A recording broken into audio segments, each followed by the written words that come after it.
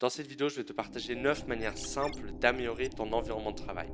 Alors, c'est vraiment important que tu aies un environnement de travail qui est propice à la réalisation des tâches que tu vas effectuer, mais surtout avoir un environnement de travail qui te donne envie de travailler et surtout un environnement de travail qui va booster tes performances. Donc, on va tout de suite commencer avec la première manière d'améliorer son environnement de travail, améliorer la qualité de l'air et idéalement avoir beaucoup de lumière et surtout de la lumière du soleil. Alors, pourquoi déjà il faut améliorer la qualité de l'air? Tout simplement parce que le fait tout simplement d'être dans un environnement où l'air n'est pas renouvelé, ça va faire en sorte que notre cerveau ne reçoit pas assez d'oxygène de bonne qualité et du coup il ne pourra pas performer efficacement. Et du coup, ce que je vous conseille de faire, c'est tout simplement voilà, d'aérer plusieurs fois votre pièce, mais surtout de faire en sorte, par exemple, d'acheter des plantes. Comme vous pouvez le voir juste ici, j'ai quelques plantes disposées un peu partout dans ma pièce. Et ça va tout simplement faire en sorte d'améliorer la qualité de l'air tout au long de la journée, même si je n'ouvre pas la fenêtre.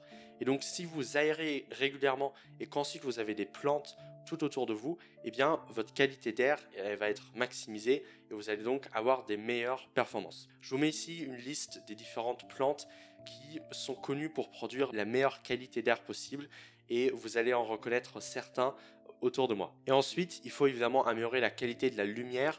Ça, c'est pas toujours possible pour chaque personne. Par exemple, si vous vivez dans un endroit qui est assez sombre, où il y a par exemple beaucoup de nuages, etc., ça va évidemment être plus difficile d'améliorer son environnement de travail. Et puis, ça dépend évidemment aussi des saisons. Par exemple, en été, évidemment, il y a plus de soleil, etc. Mais essayez tout simplement de faire en sorte d'avoir votre bureau le plus proche de tout simplement votre fenêtre. Comme ça, vous êtes sûr d'avoir régulièrement de la lumière parce que ça va également en fait améliorer votre vigilance. La deuxième manière d'améliorer instantanément ton environnement de travail, même si les plantes ne sont pas réellement instantanées puisqu'il faudra les acheter, mais en tout cas celle-ci c'est vraiment une manière que vous pouvez appliquer dès maintenant. Et cette astuce, c'est d'avoir votre écran devant vous et donc pas de l'avoir vers le bas comme on a l'habitude de le voir dans les nombreux setups de notre entourage. Et en fait, il y a de nombreuses études scientifiques qui ont prouvé que le simple fait d'élever un tout petit peu son écran pour l'avoir en face de nous augmente drastiquement notre concentration. Donc ce que vous pouvez faire, c'est par exemple empiler une suite de livres juste en dessous de votre écran pour l'élever un tout petit peu pour que tout simplement vous puissiez regarder en face et ça va grandement en fait augmenter votre concentration sans même que vous ayez à y penser. En plus, cette astuce possède un bénéfice caché, c'est que vous allez forcer votre dos à se tenir plus droit et le fait de se tenir droit, ça va également augmenter votre concentration. Donc c'est du gagnant-gagnant. Et si vous voulez vraiment aller plus loin, le mieux ce sera d'acheter un standing desk. Moi par exemple, c'est clairement le prochain achat que je compte effectuer parce que le fait tout simplement d'être debout, déjà c'est bien pour votre santé, mais c'est également bon en fait pour votre concentration d'alterner entre des moments où on est debout et assis parce que ça va tout simplement forcer notre cerveau à être vigilant et à être tout simplement plus concentré. Donc clairement, si vous pouvez investir dans un standing desk, faites-le. La troisième astuce consiste à tout simplement ranger son bureau. Ça paraît peut-être évident pour certains, mais essayez de regarder votre bureau actuel et demandez-vous, est-ce que chaque objet qui se trouve sur mon bureau, je l'utilise quotidiennement? Si pour certains objets la réponse est non, eh bien mettez-le ailleurs, faites en sorte par exemple de le mettre dans des tiroirs, etc. Mais surtout faites en sorte qu'il ne soit pas visible. Parce que moins vous avez d'objets dans votre pièce et plus il sera facile pour vous de travailler. La quatrième astuce va peut-être être un peu contre-intuitive par rapport à ce que je vous ai dit précédemment, mais essayez d'ajouter quelques objets qui vous inspirent. En fait, l'objectif, c'est pas d'avoir non plus un bureau vide qui vous semble déshumanisé. En fait, il vaut mieux avoir deux, trois objets, des petits objets discrets qui inconsciemment vont donner envie à votre cerveau de travailler, d'être dans cet environnement et donc d'améliorer votre productivité. Donc je vous montre par exemple un exemple. Moi j'ai mis quelques pierres. Bon, c'est des pierres qui sont censées améliorer la concentration. Je ne sais pas vraiment si c'est vrai, mais bon, au pire c'est un placebo et ça améliore réellement ma concentration. Donc Moi, personnellement, j'aime bien avoir ces pierres qui sont juste à côté. Et c'est tout en fait. Le fait d'avoir simplement des petits objets personnels comme ça, ou par exemple, ici, j'ai une statue de la déesse Nike, Nike qui a d'ailleurs donné le nom à la fameuse marque de chaussures. Et en fait, cette déesse, c'est la déesse de la vitesse. Et donc, bah, tout simplement, le fait de l'avoir juste ici, ça me rappelle qu'il faut aller plus rapidement que la moyenne et essayer d'exécuter plus rapidement les différentes tâches que je réalise au long de la journée. Et donc le simple fait d'avoir cette petite statue ici ou d'avoir juste l'aigle ici, ça me permet d'être plus inspiré et donc ça me permet d'être plus concentré, de pouvoir travailler plus parce que tout simplement j'ai créé un environnement dans lequel je me sens bien et dans lequel j'ai envie de travailler. Alors avant d'attaquer la cinquième astuce, il faut comprendre quelque chose de très simple.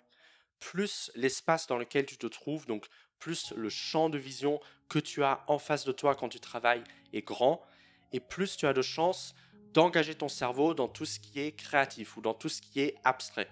Et plus ton espace dans lequel tu te trouves est confiné, et plus ton esprit aura tendance à se focaliser sur la logique ou sur les choses qui sont, on va dire, plus carrées. Donc la cinquième astuce consiste à adapter ton environnement de travail par rapport à tes objectifs. Donc si par exemple ton objectif c'est d'étudier, eh bien c'est pas un grand problème d'être dans un environnement petit comme par exemple un studio d'étudiants. Par contre, si ton objectif c'est par exemple de faire quelque chose d'artistique, comme par exemple de la musique, de peindre, ou tout simplement d'essayer de trouver des nouvelles solutions créatives à certains problèmes de business ou essayer de résoudre tout type de problème qui demande de la créativité, ça va peut-être être mieux d'essayer de travailler dans un environnement qui est plus grand. Et parfois, vous n'avez pas besoin de changer de pièce ou d'appartement. Il vous suffit par exemple de simplement tourner votre bureau pour ne plus l'avoir en face du mur, mais l'avoir en face de la pièce. Ou par exemple, vous pouvez essayer d'avoir votre bureau en face d'une fenêtre, etc. Donc simplement en faisant des petits ajustements comme ça, vous allez pouvoir mieux servir l'objectif qui est par exemple étudier ou alors s'engager dans une tâche créative. La sixième astuce consiste à optimiser ton bureau virtuel. Et oui, parce que là maintenant on a simplement vu quelques astuces pour optimiser ton espace réel, on va dire. Mais dans ton bureau virtuel, il y a également certaines choses à améliorer. Et donc comme vous voyez, la première chose que vous pouvez changer dès maintenant, c'est tout simplement votre fond d'écran. Voilà, par exemple, la plupart du temps, on a un fond d'écran qui représente par exemple un paysage, une forêt, peu importe. Eh bien, là, je vous conseille par exemple de mettre un écran noir avec vos objectifs écrits dessus. Et en fait, le fait d'avoir ça, ça va tout simplement conditionner votre cerveau à s'orienter vers votre objectif. Et donc, ça sera évidemment plus facile pour travailler ensuite, puisque à chaque fois que vous ouvrez votre PC, eh bien, vous avez votre objectif en tête et vous savez pourquoi vous faites ce que vous faites. La prochaine chose que vous pouvez améliorer, c'est tout simplement le rangement et essayer de ne pas avoir plus de 6 icônes dans votre bureau. Comme vous voyez ici, j'ai que 3 icônes différents et évidemment après j'ai 2 icônes en bas dans la barre des tâches qui sont Obsidian et Chrome. Voilà, et donc simplement en appliquant ces deux principes, vous allez voir un changement drastique dans votre productivité. Avant d'attaquer le point numéro 7, n'hésite pas à mettre un pouce bleu à cette vidéo et surtout de t'abonner à la chaîne YouTube parce que je te partage toutes les semaines des astuces pour être plus productif, apprendre plus efficacement, être plus concentré, etc. Alors faut-il travailler avec de la musique ou sans musique?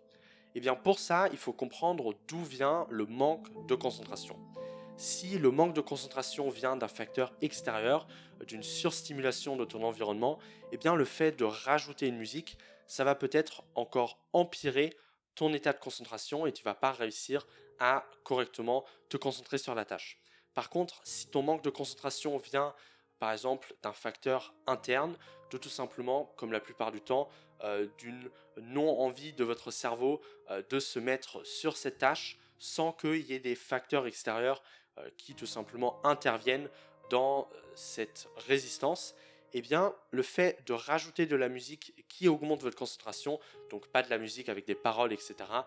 Donc par exemple, vous pouvez écouter des services comme par exemple Brain FM que j'utilise personnellement qui fonctionne vraiment bien, ou tout simplement vous tapez sur YouTube Binaural Beats 40 Hz.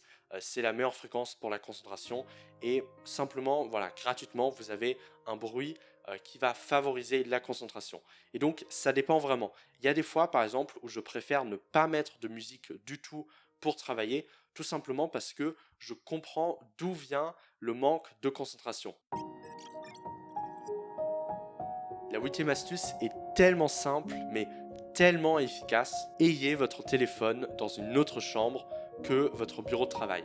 Et si vous n'avez qu'une seule chambre, mettez-le dans un tiroir vraiment à l'opposé de la pièce et tout simplement n'ayez pas votre téléphone juste à côté de votre bureau de travail. Cette astuce est tellement simple, mais est-ce que vous le faites vraiment? Et enfin, la neuvième astuce ressemble un tout petit peu à la quatrième, mais est un peu plus générique. Essayez tout simplement de vous-même investir dans, par exemple, du meilleur matériel ou par exemple une meilleure souris, une meilleure chaise, etc. pour tout simplement forcer votre cerveau à être dans un environnement qui est plaisant et surtout de vouloir rentabiliser l'achat que vous avez effectué. Si par exemple vous avez un bureau qui vous a coûté 1 000 euros, eh bien inconsciemment, vous avez envie de plus travailler pour rentabiliser cet achat. J'espère que cette vidéo t'a plu. Et si tu vas aller plus loin, tu peux regarder cette vidéo qui t'explique comment Léonard de Vinci faisait pour ne pas procrastiner. Et n'oublie jamais, ça commence par toi, tes compétences et ce que tu en fais.